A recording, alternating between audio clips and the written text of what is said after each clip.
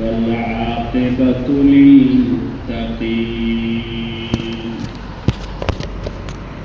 والصلاة والسلام على سيد الأنبياء والمرسلين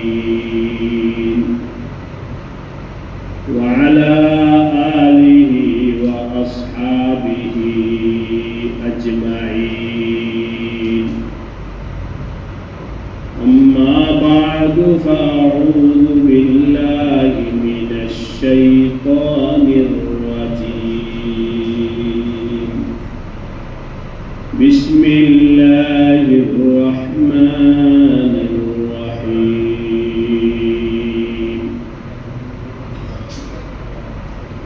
ويدخل من يشاء في رحمته والظالمين أعد لهم عذابا أليما آمنت بالله صدق الله مولانا العظيم উপস্থিত মুআজ্জাজ মুহতারাম সম্মানিত মুসল্লিয়ানে কেরাম, আল্লাহ রাব্বুল আলামিনের দরবারে অসংখ্য শুকরিয়া যে আল্লাহ রাব্বুল আলামিন মেহেরবানি করে দয়া করে আমাদেরকে জুমার নামাজ আদায়ের জন্য মসজিদে আসার তৌফিক দান করেছে। আলহামদুলিল্লাহ।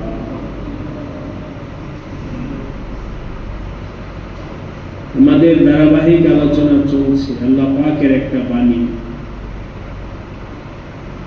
ইউদখিলু মান ইয়াশাউ ফি রাহমাতিহি। আল্লাহ যাকে চান, যাকে পছন্দ করে তাকে তার রহমতে জায়গা দান করে। আর আল্লাহ পাক কারো ব্যাপারে যদি রহমতের ফয়সালা না করে তাহলে ওই ব্যক্তির খায়ের কল্যাণ। এরপরে অংশের মধ্যে আল্লাহ পাক বলেছেন ওয়াজ্জালিমিন,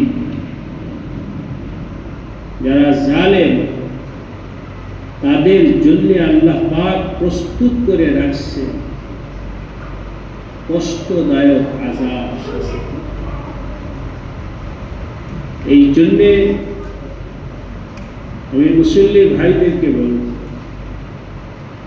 সব সময় আল্লাহ পাকের কাছে রহমতের তলবগার হই। আল্লাহ তুমি আমাকে রহমত করো, আল্লাহ তুমি আমাকে দয়া করো,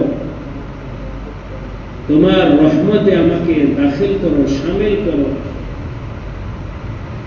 আল্লাহুম্মা রাহমাতাকা নারজু, হে আল্লাহ তোমার কাছে তোমার রহমতের আশা রাখি, তুমি আমাকে তোমার রহমত দান করো,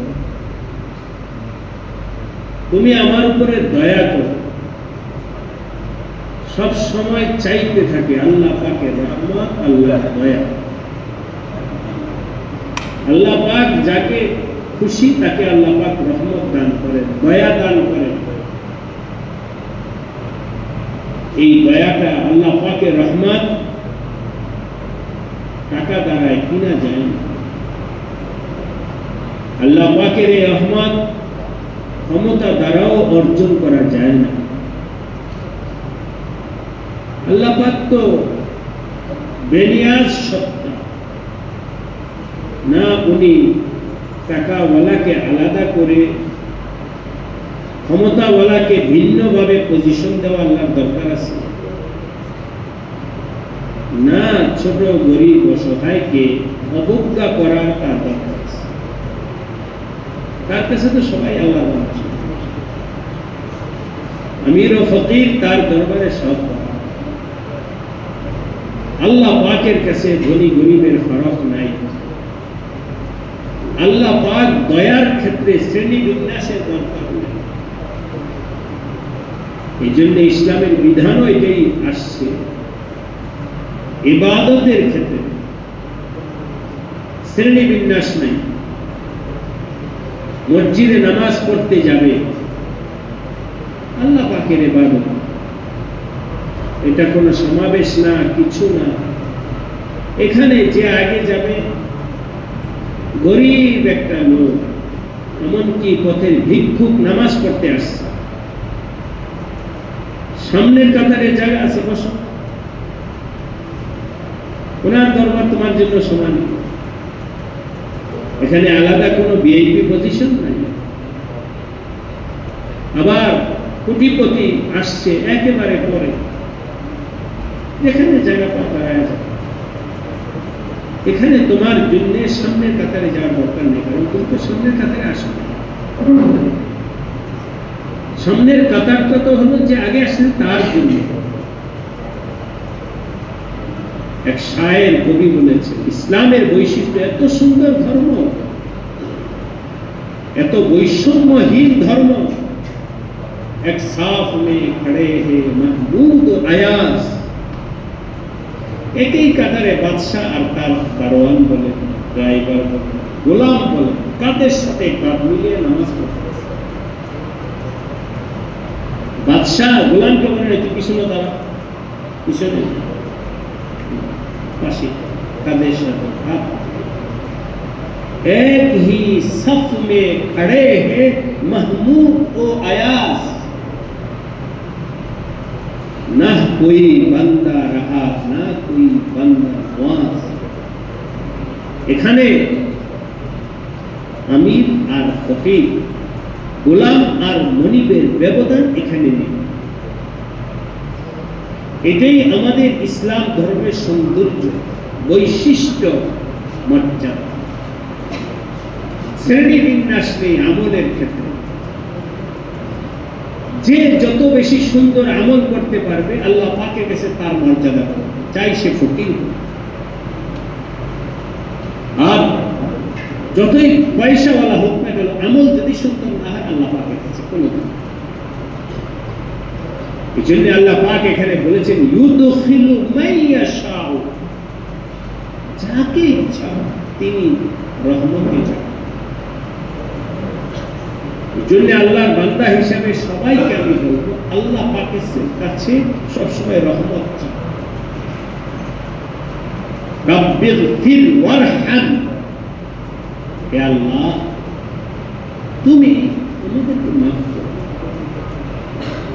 নবীজি দোয়া শিখাইছেন, রাব্বিগফির, হে আল্লাহ তুমি মাফ করে দাও, ওয়ারহাম, এবং আমার উপর রহম করো।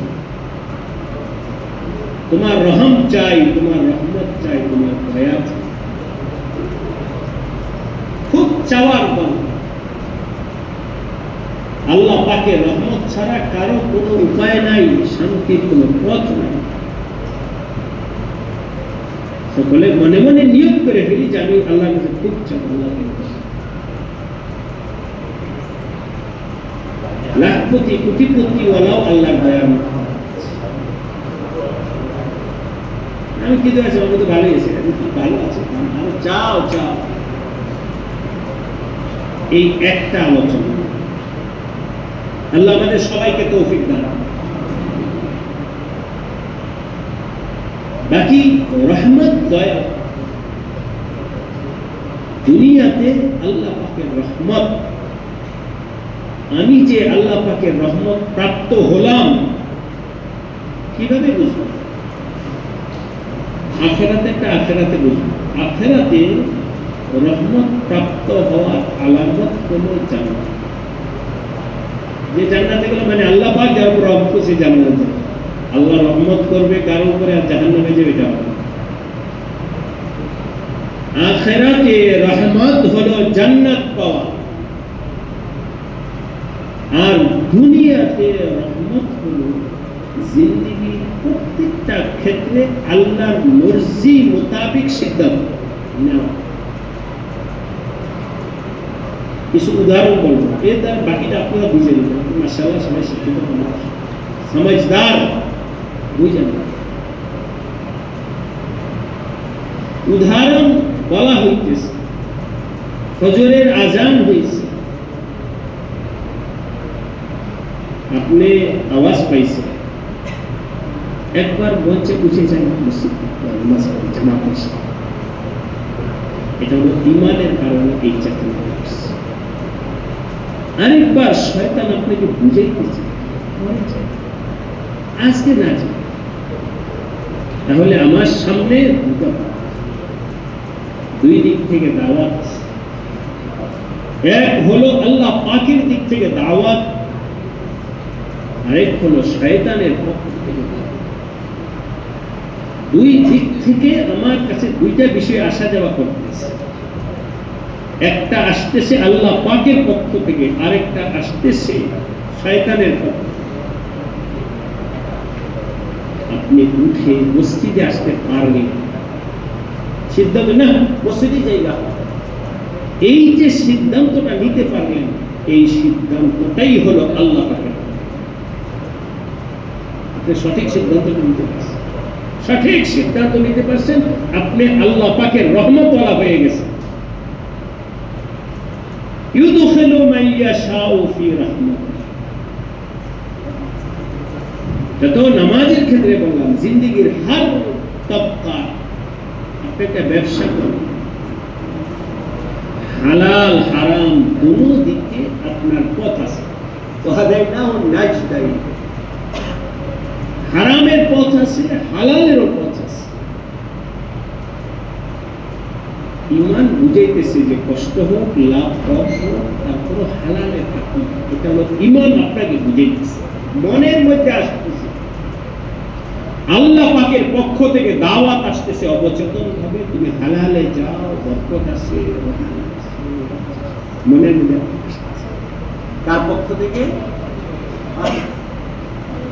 অপর দিকে শয়তান বুঝাইতেছে, আরে এখানে লাভ বেশি, টাকা বেশি, ফুটার বেশি, পয়সা বেশি, বহুত কিছু। শয়তান তার মতো করে আপনার মনে দিতেছে দিতেছে দিতেছে। দুই দিক থেকে আহ্বান হওয়ার পরে আপনি না এবার লাভ কম হোক, তারপর আমি আল্লাহ পাকের মসজিদ মোতাবেক যেটা ওইটাই করব, এই সিদ্ধান্ত যদি আপনি নিতে পারেন, তাহলে আমি বলবো আপনি আল্লাহর রহমতের দিকে সঠিক সিদ্ধান্ত নিতে পারছেন। বাস ইউদখিলু মান ইয়াশাউ ফি রাহমাতিহি। আমার ভাইয়ের দোস্ত, এভাবে জিন্দেগি প্রত্যেকটা মারহালা আপনার আমার সামনে দুইটা পথ আসবে। একটা পথ হবে আল্লাহ সুবহানাহু ওয়া তাআলার মর্জির পথ, সন্তুষ্টি, আরেকটা হবে আল্লাহ পাকের অসন্তুষ্টির পথ। উভয় পক্ষ প্রমাণ বলবে, উত্তেজিত করবে, এই করো সেই করো, বহুত কিছু।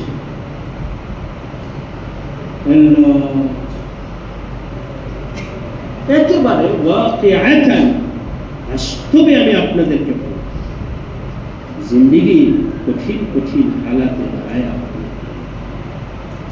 আল্লাহ পাকের রহমত, ওই সময় সঠিক সিদ্ধান্ত নিতে পারবে। বলে দিলাম সবাইকে, চাই এমনকি আমি আমাকে বলছি, আলেম হলেও জীবনের মোড়ে মোড়ে সঠিক সিদ্ধান্ত, আপনার জিন্দেগি হয় কামিয়াবির দিকে যাবে, ব্যর্থতার দিকে যাবে। কেউই এই হালাত থেকে নিরাপদ নয়, মরতে দম তক শয়তান পিছনে লাগাচ্ছে। সবাই এই জালের মধ্যে আমরা চলতে চলতে এই পরীক্ষায় উত্তীর্ণ হতে হতে জিন্দেগি শেষ হবে, মৃত্যুর সময়ও আপনার সামনে আপনার আমার কি হবে এটা পরে বলতেছি। এর আগে অন্য একটা ঘটনা বলি, এতে করে আপনাদের সব মোটামুটি সবাই জানেন, তখন এই বিষয়টা আশা করি সবার ভিতরে যৌক্তিকভাবে বলবে, আসলে তো ব্যাপারটা তাই। নবী আলাইহিস সালাতু ওয়াস সালামের চাচা আবু তালিব জিন্দেগীর শেষ সময়, এই তো শেষ, কিছুক্ষণ পরেই তার হায়াত বের হবে, জিন্দেগীর খাতেমা হয়ে যাবে। এমন অবস্থায় একদিকে নবী আলাইহিস সালাম দাওয়াত, চাচা জীবনে যাই করছে শেষ মুহূর্তে একবার একটু কালিমা করো, আমি আল্লাহ পাকের কাছে আপনার জন্য করজোর বিনয় যতভাবে পারি কালিমা করছে, আল্লাহ পাকের কাছে যে কোনো ভাবে আমি আপনার কাছে আপনার জন্য শাফাত সুপারিশ করে সুযোগ পাবো, কালিমাটা আপনি পড়ো। এই দাওয়াত নবী আলাইহিস সালাম দেওয়ার পর আবু তালেব হতভম্ব। অপর দিক থেকে আরেক বন্ধু আবু জেহেল উপস্থিত। আবু তালেব পিতার কথায় প্রভাবিত হয়ে নিজের বংশকে কলঙ্কিত করিল না, নিজের বংশের ঐতিহ্যকে নষ্ট করিল না, সঠিক সিদ্ধান্ত নিও। আবু তালেবের সামনে কয়টা দাওয়াত ছিল?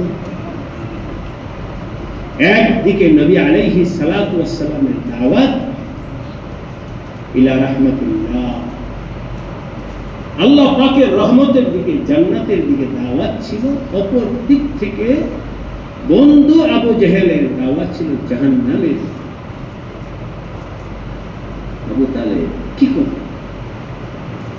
নির্বাক হয়ে গেছে। শেষ কথাটা বলি, সঠিক সিদ্ধান্ত নিতে পারে।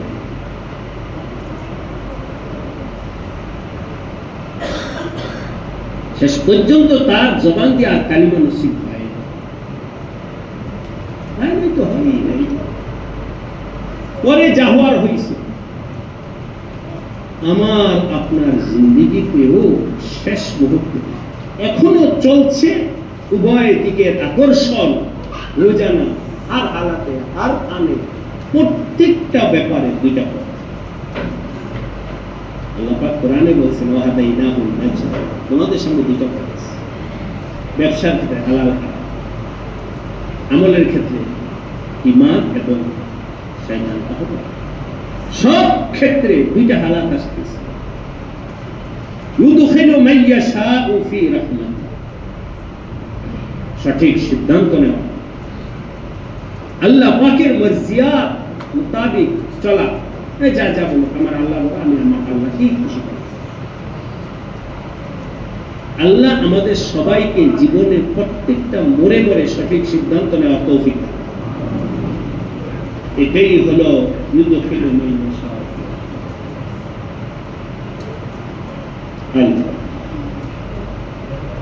হযরত শাহ আব্দুল কাদের জিলানী রাহমাতুল্লাহ, আমরা কমবে সবাই জানি, অনেক বড় আল্লাহর ওলি ছিলেন, আল্লাহ ওয়ালা ছিলেন। আমাদের সাধারণ মানুষ বলে বড় পীর আব্দুল কাদের জিলানী। মোটামুটি কমবেশ মুসলমান। গত সপ্তাহের আগের সপ্তাহে আমাদের এখানকার জুমার পরে তালিম, কিছু আমল ইমানি কিছু তালিম, আর কোনো কোনো জুমায় তাফসীর। গত জুমার আগের তালিমে হযরত আব্দুল কাদের জিলানী রাহমাতুল্লাহ আলাইহির মতো ব্যক্তিও এরকম পরীক্ষা করেছে। বরং যদি বলতে চাই যে মানুষ যত বড় তার পরীক্ষাটা, ছোট বাচ্চাকে কি জিজ্ঞাসা করো, সরের পরে কি বলো তো দেখি, ছোট পরীক্ষা সহজ, বড় হবে পরীক্ষা কি। ঠিক এমনি ভাবে আমলের লাইনেও যে যত বড় তার প্রশ্ন, তার ইমতিহান, আব্দুল কাদের জিলানী রাহমাতুল্লাহ আলাইহি শেষ রাতে তাহাজ্জুদ নামাজ পড়ার জন্য উঠে নামাজ পড়ে আল্লাহর জিকির আজকার দোয়ায় মগ্ন, ইবাদত মুরাকাবা মুশাহাদায় মগ্ন। এমন অবস্থায় উনি দেখতে পাইলেন তার পুরা সাদা হয়ে উজ্জ্বল ঝকঝক। ধারণা মনের মধ্যে আসলে এটা কিসের আলো, এটা আমার আল্লাহ পাকের নূরের ঝলক না অন্য কিছু। ভাবতে ভাবতে আলো থেকে একটা আওয়াজ কোন ব্যক্তিকে দেখেন নাই, তবে আওয়াজে বলতেছে আব্দুল কাদের, কথার বচনটা বুঝতেছে যেন আল্লাহই বলতেছে। এখন কথাটা পুরা হলে পরে আসবে, যেন আল্লাহ পাকেই তাকে বলতেছে, আব্দুল কাদের তুমি আমার এত ইবাদত করছো, আমি তোমার উপরে খুশি হয়ে গেছি, এখন থেকে তোমার আর ইবাদত করার দরকার নেই। হযরত আব্দুল কাদের পরেশান, আমি এত ইবাদত করছি, আমরা তো কথা দিলে আমরা ভুলে যাই। দেখেন কি সিদ্ধান্ত নেন। আব্দুল কাদের জিলানী রাহমাতুল্লাহ আলাইহি বললেন, আমি এত ইবাদত করছি, এখন থেকে আর ইবাদত করা লাগবে না। আরে আমার যতই ইবাদত করতে নবীজির সমতুল্য তো সব উম্মতের আমল একত্র করলেও নবীজির সমতুল্য হবে না। সেই জায়গায় কোরআন এবং সুন্নাহ বলে যে নবীর থেকেও আল্লাহ পাক খুশি হয়ে ইবাদতকে রহিত করেন। আমি তো কিছু না, আমারটা কিভাবে রহিত না? তো এই কথা তো ভালো নয়, এটা তো আমার জন্য পরীক্ষা। প্রভাবিত হন নাই সেই আলো দ্বারাও নয়, সেই কথা দ্বারাও নয়। আব্দুল কাদের জিলানী রাহমাতুল্লাহ আলাইহি ওই পরীক্ষার সময় সঠিক সিদ্ধান্ত নিতে সক্ষম হয়েছেন। ফাওরান বললেন, লা হাওলা ওয়ালা কুওয়াতা, হতে পারে না, শয়তান তুমি দূর হয়ে যাও, আমার থেকে ইবাদত কিভাবে রহিত হয়? মৃত্যু পর্যন্ত আমি আমার আল্লাহর বান্দা, আমি চাই যে কিছু হোক না হই না কেন, পীর হই, আল্লাহওয়ালা হই, আলেম হই, কিছু হই, আমি হতে পারি। আব্দুল কাদের জিলানী রাহমাতুল্লাহ, লা হাওলা ওয়ালা কুওয়াতা, কত বড় পরীক্ষা এটা আপনারা চিন্তা করতে। আব্দুল কাদের জিলানী রাহমাতুল্লাহ আলাইহি প্রভাবিত হয়, লা হাওলা পরে শয়তানকে গুলি মেরে উড়িয়ে দিছে। এখান থেকে আমি আপনাদের কাছে যখনই আমাদের মনের মধ্যে নিজের আমলের ব্যাপারে, নিজের ঈমানের ব্যাপারে, নিজের কৃতিত্বের মনোভাব আসবে, সাথে সাথে লা হাওলা পড়ে। আল্লাহ আমার ঈমানটাকে নষ্ট করে দিতে চায় না, কি ও শয়তানকে আমাকে বিভ্রান্ত করতে চাচ্ছে না। লা হাওলা ওয়ালা কুওয়াতা ইল্লা মুহূর্তের মধ্যে সব আলো হুমড়ি খেয়ে পড়ছে, শয়তান ব্যর্থ হয়েছে। আল্লাহ পাক হযরত আব্দুল কাদের জিলানীকে হেফাজত করেছে ওই কঠিন মুহূর্তে। যাওয়ার সময় শয়তান বলতেছে, আব্দুল কাদের তোমার সাথে পারলাম না, তোমাকে প্রভাবিত করতে পারলাম না, তোমার ইলম তোমার কাছে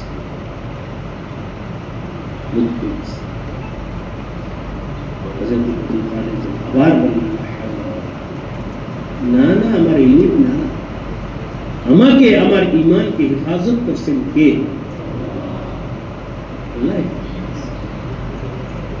হাকিমুল উম্মাত হযরত থানভী রাহমাতুল্লাহ আলাইহি প্রথম গুলিটা থেকে দ্বিতীয় গুলিটা আরো বেশি মারাত্মক ছিল।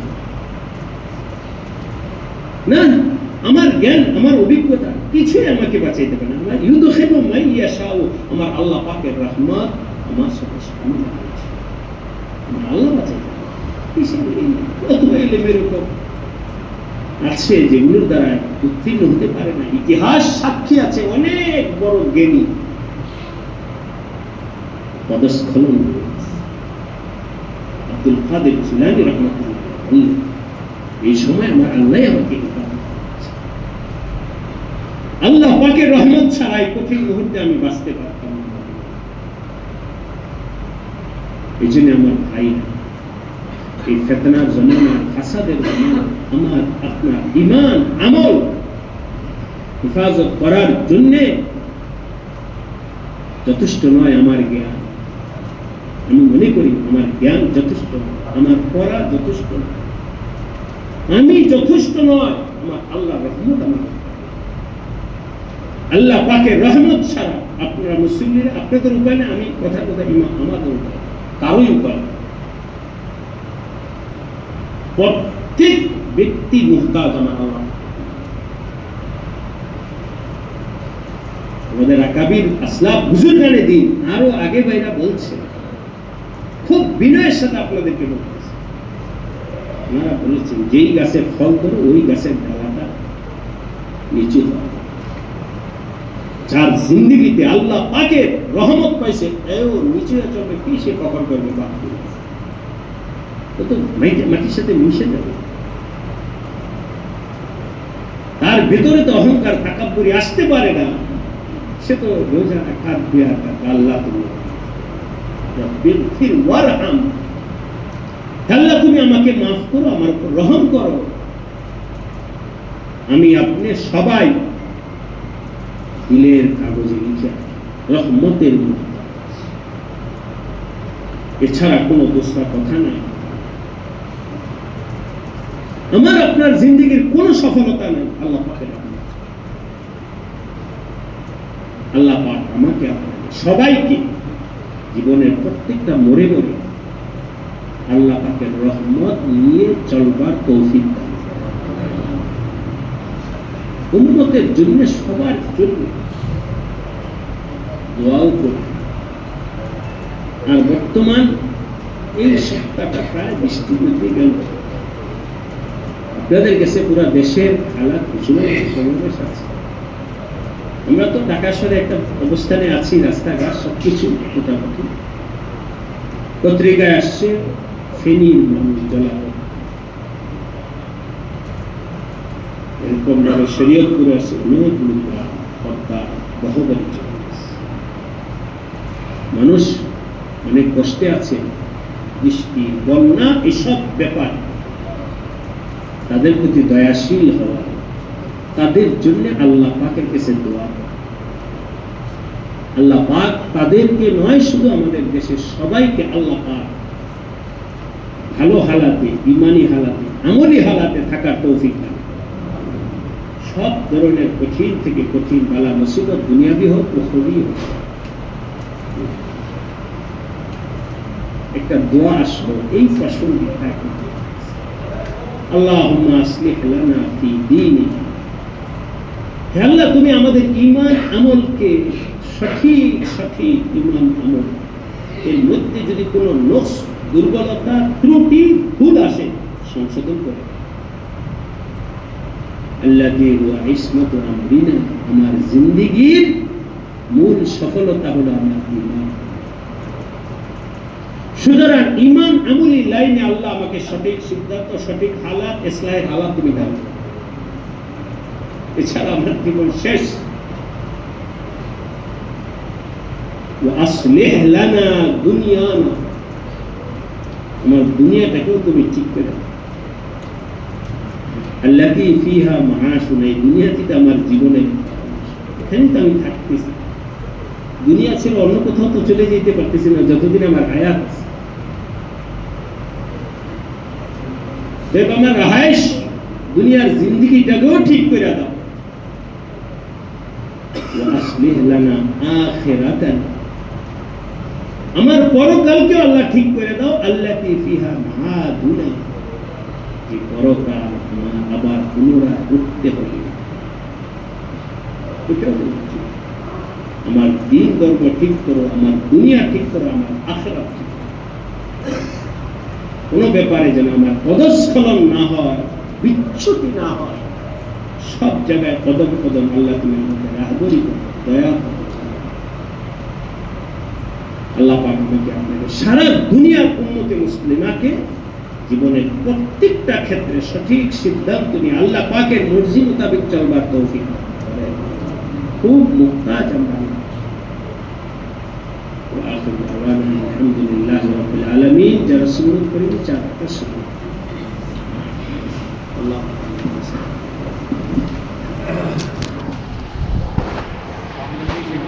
ভাই